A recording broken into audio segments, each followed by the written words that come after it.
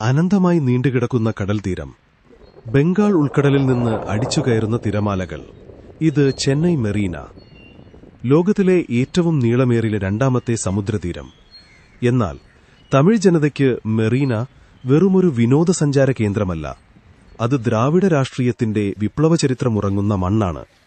തമിഴ്നാടിന്റെ വിധിയെഴുതിയ ദശലക്ഷക്കണക്കിനു മനുഷ്യരുടെ ഹൃദയം കവർന്ന മഹാരഥന്മാരുടെ അന്ത്യവിശ്രമ കേന്ദ്രം. മെറീനയുടെ തീരത്തുകൂടി നടക്കുമ്പോൾ നമ്മുടെ ശ്രദ്ധ ആദ്യം കവരുന്നത് വെള്ളനിറത്തിൽ തലയുയർത്തി നിൽക്കുന്ന അതിമനോഹരമായ MGR സ്മാരകമാണ്. മക്കൾ തിലകം, ഭാരതരത്ന ഡോക്ടർ MG രാമചന്ദ്രൻ. വെള്ളത്തൊപ്പിയും കറുത്ത കണ്ണടയും ധരിച്ച് തമിഴ് ജനതയുടെ മനസ്സിലേക്ക് രാജാവായി നടന്നുകയറിയ പ്രിയപ്പെട്ട MGR. സിനിമയിലെ നായകനിൽ നിന്ന് തമിഴ്നാടിന്റെ മുഖ്യമന്ത്രി പദവിയിലേക്ക് അദ്ദേഹം വളർന്നത് ഒരു ഇതിഹാസം പോലെയായിരുന്നു. ദരിദ്രരുടെയും സാധാരണക്കാരുടെയും കണ്ണീകൊപ്പിയ ആ ജനനായകൻ 1987 വിടവാങ്ങിയപ്പോൾ അദ്ദേഹത്തോടുള്ള അടങ്ങാത്ത സ്നേഹത്തിന്റെ പ്രതീകമായിട്ടാണ് ഈ സ്മാരകം ഉയർന്നുവന്നത്. ഈ സ്മാരകത്തിന് ഉള്ളിലേക്ക് കടക്കുമ്പോൾ ഒരു വലിയ താമരയുടെ ആകൃതിയിലുള്ള മനോഹരമായ നിർമ്മിതി കാണാം. ഇവിടെയുള്ള ഡൈനാമിക് ഫൗണ്ടൻസും പച്ചപ്പു നിറഞ്ഞ ഉദ്യാനവും ശാന്തമായ അന്തരീക്ഷം സമ്മാനിക്കുന്നു. ഇന്നും തമിഴ്നാടിന്റെ വിവിധ ഭാഗങ്ങളിൽ നിന്ന് ആയിരക്കണക്കിന് ആളുകളാണ് തങ്ങളുടെ പ്രിയ നേതാവിന് പ്രണാമാർപ്പണം നടത്താൻ ഇവിടെ എത്തുന്നത്. MGR സ്മാരക സമുച്ചയത്തിനുള്ളിൽ തന്നെ തൊട്ടടുത്തായി ഒരു ഫീനിക്സ് പക്ഷി ചിറകടിച്ചുയരുന്ന ആകൃതിയിൽ നിർമ്മിച്ചിരിക്കുന്ന മറ്റൊരത്ഭുത കാഴ്ച കാണാം. അത് അമ്മ എന്ന് ജനങ്ങൾ സ്നേഹത്തോടെ വിളിച്ച പുറച്ചി തലൈവി ജയലളിതയുടെ സ്മാരകമാണ്. തമിഴ് രാഷ്ട്രീയത്തിലെ ഒരേയൊരു ഇരുമ്പു വനിത, പ്രതിസന്ധികളെയും വെല്ലുവിളികളെയും അതിജീവിച്ച് തകർച്ചകളിൽ നിന്ന് ഫീനിക്സ് പക്ഷിയെപ്പോലെ പറന്നുയർന്ന ജയലളിതയുടെ ജീവിതത്തിന്റെ കൃത്യമായ പ്രതിഫലനമാണ് ഈ നിർമ്മിതി. MGRന്റെ സ്മാരകത്തോട് ചേർന്നാണ് ജയലളിതയുടെയും അന്ത്യവിശ്രമ കേന്ദ്രം സ്ഥിതി ചെയ്യുന്നത്.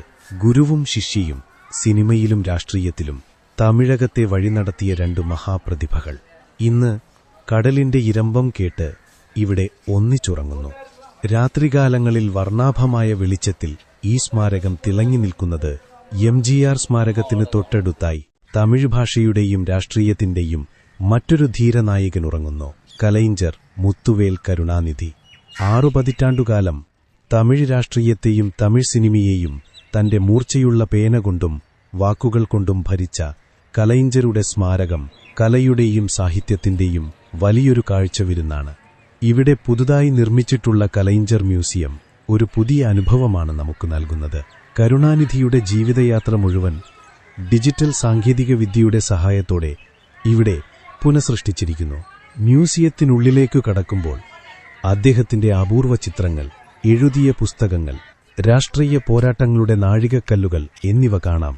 3D എക്സിബിഷനുകളും ഇന്ററാക്റ്റീവ് ഡിസ്പ്ലേകളും നമ്മെ പഴയകാല തമിഴ്നാട്ടിലേക്ക് കൂട്ടിക്കൊണ്ടുപോകും. കലൈഞ്ചർ സ്വന്തം ഓഫീസിലിരുന്ന് എഴുതുന്നതുപോലെയുള്ള തനിമയാർന്ന മെഴുകു പ്രതിമയും ഇവിടുത്തെ പ്രധാന ആകർഷണമാണ്. തമിഴ് സംസ്കാരവും ദ്രാവിഡ പ്രസ്ഥാനത്തിന്റെ ചരിത്രവും അറിയാൻ ആഗ്രഹിക്കുന്ന ഏതൊരാളും കണ്ടിരിക്കേണ്ട ഒന്നാണ് ഈ മ്യൂസിയം. മെറീനയിലെ ഏറ്റവും ആകർഷകമായ കാഴ്ചകളിലൊന്നാണ് ചെന്നൈ മെറീനയിലെ ഈ മണ്ണ്. കേവലം ഒരു കടൽ തീരമല്ല, ദ്രാവിഡ രാഷ്ട്രീയത്തിന്റെ അണയാത്ത ദീപങ്ങൾ എരിഞ്ഞുതീർന്ന ചരിത്രമുഴങ്ങുന്ന പുണ്യഭൂമിയാണ്. അണ്ണാദുരൈ, MGR, ജയലളിത, കരുണാനിധി, തമിഴ്നാടിന്റെ ജനകോടികളെ ആവേശഭരിതരാക്കിയ ഈ നേതാക്കളുടെ ഓർമ്മകൾ താലോലിച്ചുകൊണ്ട് മെറീനയിലെ തിരമാലകൾ ഇന്നും ആഞ്ഞടിച്ചുകൊണ്ടേയിരിക്കുന്നു.